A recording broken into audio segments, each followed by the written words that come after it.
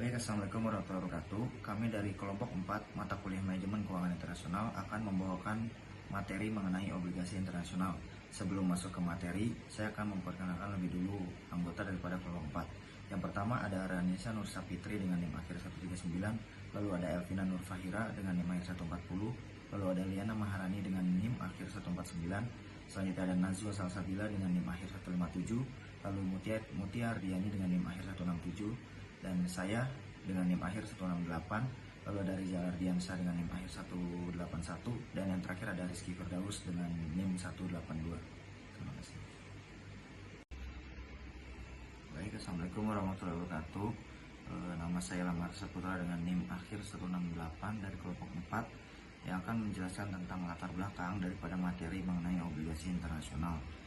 Jadi, obligasi internasional merupakan sebuah instrumen utang yang diterbitkan oleh entitas untuk memperoleh dana di pasar global yang memungkinkan perusahaan atau negara untuk mendiversifikasikan sumber pendanaan mereka.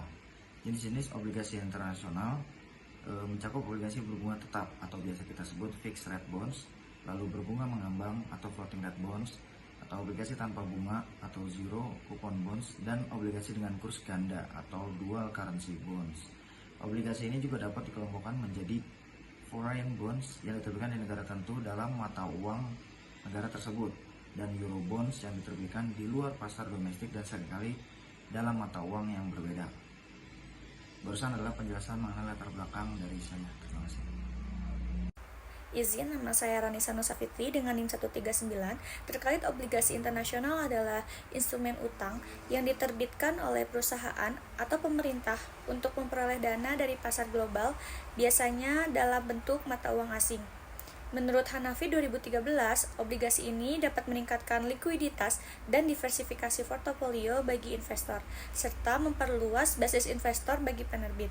Suatu penelitian menunjukkan bahwa obligasi internasional dapat menjadi alternatif pembiayaan yang inovatif menurut Sunarsi 2008 dan meningkatkan reputasi perusahaan di mata investor global menurut Halim dan Hanafi 2003.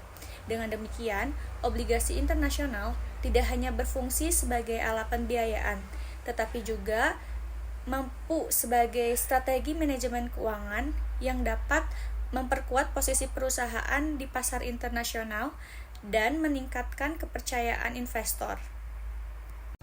Perkenalkan, saya Najwa Salsabila Isnaini dengan NIM akhir 157 menjelaskan terkait bunga tetap. Obligasi internasional adalah instrumen utang yang diterbitkan oleh perusahaan atau pemerintah untuk memperoleh dana dari pasar global. Obligasi ini dapat meningkatkan likuiditas dan diversifikasi portofolio bagi investor serta memperluas basis investor bagi penerbit. Penelitian ini menunjukkan bahwa obligasi internasional dapat menjadi alternatif pembiayaan yang inovatif dan meningkatkan reputasi perusahaan di mata investor global. Dengan demikian, obligasi internasional tidak hanya berfungsi sebagai alat pembiayaan, tetapi juga sebagai strategi manajemen keuangan yang dapat memperkuat posisi perusahaan di pasar global atau di pasar internasional dan meningkatkan kepercayaan investor. Selanjutnya, saya Rizky Firdaus dengan NIM akhir 182 akan membahas mengenai tingkat bunga mengambang. Suku bunga mengambang adalah tingkat yang berubah-ubah mengikuti suku bunga pasar selama masa kredit. Umumnya, suku bunga acuan adalah suku bunga yang diakui, seperti suku bunga acuan yang merupakan suku bunga terendah yang dibebankan bank komersional kepada nasabah mereka yang paling layak kredit untuk pinjaman, biasanya kepada perusahaan besar atau individu dengan kekayaan bersih tinggi. Keuntungan dari suku bunga mengambang antara lain adalah bahwa secara umum suku bunga ini lebih rendah dibandingkan dengan suku bunga tetap, sehingga membantu mengurangi keseluruhan pinjaman bagi debitur. Selain itu, selalu ada peluang untuk mendapatkan keuntungan yang tidak terduga. Dengan resiko yang lebih tinggi, muncul pula prospek keuntungan di masa yang akan mendatang. Nama saya Mutia Ardiani dengan NIM 511211167. Di sini saya akan menjelaskan obligasi yang berkaitan dengan saham. Obligasi adalah surat utang yang diterbitkan oleh perusahaan atau pemerintah yang memberikan janji untuk membayar bunga secara periodik dan melunasi pokok pinjaman pada waktu yang telah ditentukan. Oleh karena itu, obligasi sering disebut sebagai instrumen pendapatan tetap karena imbal hasilnya lebih menjamin dibandingkan dengan saham. Sementara itu, saham merupakan tanda penyertaan modal pada suatu perusahaan di mana pemilik saham memiliki hak atas sebagian keuntungan dan dalam beberapa kasus memiliki hak suara dalam pengambilan keputusan perusahaan. Saham dan obligasi memiliki hubungan erat antara resiko dan return. Secara umum, saham menawarkan return yang lebih tinggi dibandingkan obligasi, tetapi dengan resiko juga yang lebih tinggi. Hal ini dapat dibuktikan dengan standar deviasi return yang lebih tinggi untuk saham dibandingkan dengan obligasi. Investor dengan profil resiko yang tinggi dapat mempertimbangkan untuk berinvestasi lebih banyak pada saham guna mendapatkan return yang lebih tinggi. Namun, mereka harus siap menghadapi resiko kerugian yang lebih besar. Sementara itu, investor dengan profil resiko rendah dapat mempertimbangkan untuk berinvestasi lebih banyak pada obligasi untuk mendapatkan stabilisasi pendapatan yang lebih baik serta resiko yang lebih rendah.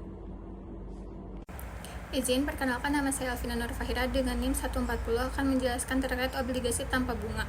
Obligasi tanpa bunga atau zero coupon bond adalah instrumen keuangan yang tidak memberikan pembayaran bunga secara berkala. Sebagai gantinya, obligasi ini diterbitkan dengan harga diskon dari nilai nominalnya dan akan membayar nilai penuh pada saat jatuh tempo. Sebagai contoh, obligasi tanpa bunga dengan nilai nominal 1.000 dengan jangka waktu 5 tahun, tingkat bunga 25%, bisa dijual secara diskonto dengan harga Rp327,68. Obligasi tanpa bunga juga bisa dijual dengan harga nominal, kemudian dilunasi dengan harga nominal plus bunganya. Sebagai contoh, obligasi dijual dengan harga 1.000, kemudian dilunasi dengan Rp3.052 pada tahun kelima. Obligasi di semacam itu bisa menjadi investasi yang menarik dalam beberapa situasi. Di Jepang, perbedaan nilai nominal dengan nilai yang sesungguhnya atau harga obligasi dipandang sebagai capital gain, bukan bunga, yang kemudian tidak dikenakan pajak. Obligasi tanpa bunga juga bisa dipakai menghindari risiko penginvestasian kembali atau reinvestment rate dari bunga yang diterima. Variasi lain adalah obligasi tanpa bunga yang diterbitkan dengan dasar obligasi dengan kupon. Sebagai contoh adalah stripped bond atau obligasi strip, yang merupakan obligasi dengan dasar treasury bond atau obligasi dengan kupon yang dikeluarkan oleh pemerintah Amerika Serikat. Melalui stripped bond, setiap aliran kas dibuat menjadi obligasi tanpa kupon. Saya Liana Maharani dengan NIM 149. Di sini saya akan menjelaskan mengenai obligasi dengan kurs ganda. Obligasi ini melibatkan dua mata uang, sebagai contohnya yaitu ada obligasi diterbitkan dengan harga jual dalam rupiah.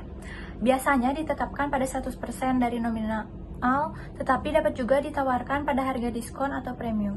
Misalnya, jika obligasi dijual dengan harga 98,5%, investor akan membayar 492,5 juta untuk obligasi yang bernilai 500 juta.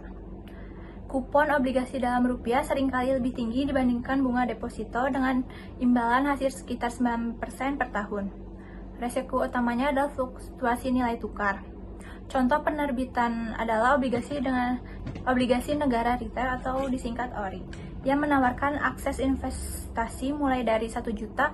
Investor perlu mempertimbangkan ekonomi dan proyeksi nilai tukar serta memahami pergerakan suku bunga dan inflasi untuk menilai potensi keuntungan dan resiko. Selanjutnya ada bunga dibayar dalam rupiah. Obligasi ini merupakan instrumen keuangan yang menarik di mana pembayaran kupon dilakukan secara berkala, biasanya setiap 3 bulan sekali. Meskipun obligasi ini dapat diterbitkan dalam denominasi mata uang asing, pembayaran bunga tetap dilakukan dalam rupiah. Kupon obligasi seringkali menawarkan imbalan hasil yang lebih tinggi dibandingkan bunga deposito tradisional. Dengan contoh, kupon mencapai 9% per tahun, sementara bunga deposito sekitar 4 hingga 5%. Resiko utama terkait dengan fluktuasi nilai tukar yang dapat mempengaruhi nilai investasi, terutama jika obligasi juga berdominasi mata uang asing. Contohnya, penerbitan mencangkup obligasi dari perusahaan dan pemerintahan yang menawarkan kupon dalam rupiah serta denominasi dalam dolar Amerika Serikat, memberikan fleksibilitas kepada investor untuk memilih mata uang sesuai kebutuhan mereka. Saya Rizal Jansyari dengan NIM akhir 181 akan menjelaskan mengenai denominasi gabungan mata uang dalam obligasi internasional. Sebelumnya, penting untuk kita ketahui bahwa denominasi merupakan nilai nominal yang tertera pada uang kertas atau koin, sedangkan istilah lain seperti redominasi yaitu Penyederhanaan nominal mata uang yang tertera dengan nilai yang sama. Dalam obligasi ini dapat diterbitkan menggunakan gabungan beberapa denominasi sekaligus. Contohnya, obligasi yang diterbitkan dengan mata uang SDR atau Special Drawing Rights merupakan aset cadangan mata uang asing pelengkap yang ditetapkan dan dikelola oleh Dana Moneter Internasional, namun bukan merupakan mata uang real, tetapi dapat ditukar dengan mata uang negara anggota IMF, atau dengan mata uang ECU atau European Currency Unit, merupakan mata uang buatan yang didasarkan pada keranjang mata uang anggota Uni Eropa yang disusun berdasarkan beberapa mata uang. Contohnya, obligasi diterbitkan dalam dolar Amerika atau US dollar dengan nilai pokok 1 juta dolar. Tetapi pembayaran kupon dapat dilakukan dalam yen Jepang. Misalnya kupon 5% per tahun akan dibayarkan dalam yen berdasarkan nilai tukar yang berlaku saat pembayaran. Selanjutnya ada keuntungan dan manfaat dari denominasi gabungan mata uang.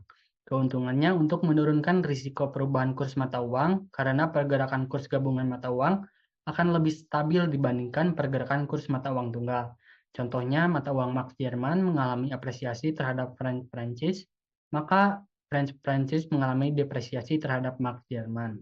Jika kedua uang tersebut dimasukkan dalam gabungan mata uang, maka kenaikan kurs akan dikompensasi oleh penurunan kurs, dan hal ini akan menghasilkan kurs yang stabil.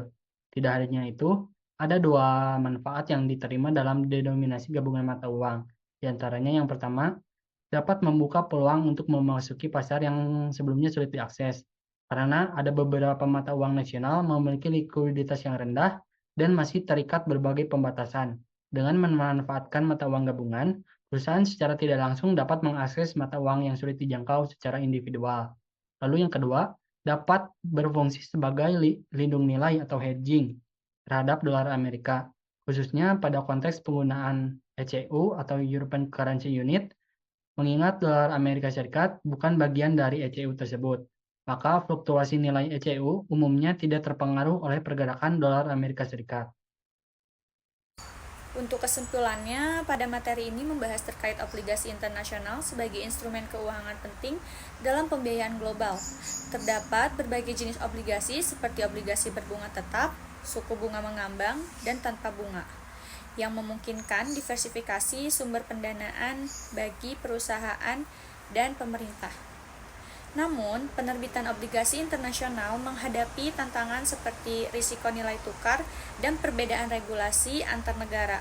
Pemahaman tentang karakteristik dan risiko obligasi sangat penting bagi investor untuk membuat keputusan yang bijak.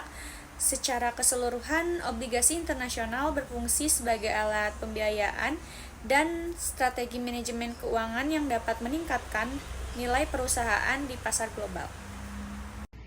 Baik, barusan adalah penjelasan mengenai obligasi internasional menurut kelompok 4 alias kelompok kami.